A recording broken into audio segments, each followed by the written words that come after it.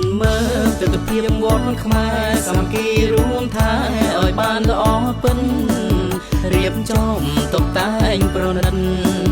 រៀបចំតុបតែងប្រណិតស្រឡាញ់ពេញចិត្តនៃវប្បធម៌ខ្មែរយើងរៀនយើងរៀនយើងរៀនយើងយើងរៀនយើងរៀនយើងរៀនយើងរៀនអង្គសរសាំងខ្មែ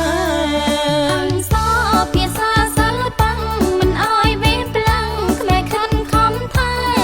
ប្រពៃណីយើងមានហោហែ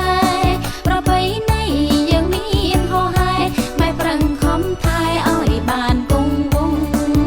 យើងរៀនយើងរៀនយើងរៀនយើងរៀនយើងរៀនយើងរៀនយើងរៀនអង្គសរសាំងខ្មែរ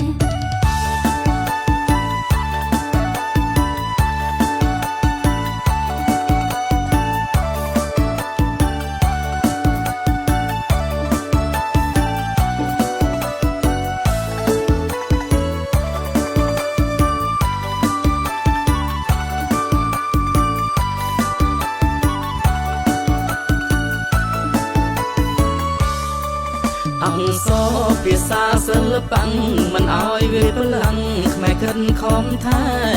ប្រពៃណីយើងមានហោហែប្រពៃណីយើងមានហោហែខ្មែរប្រឹងខំថែឲ្យបានគង់វង្ស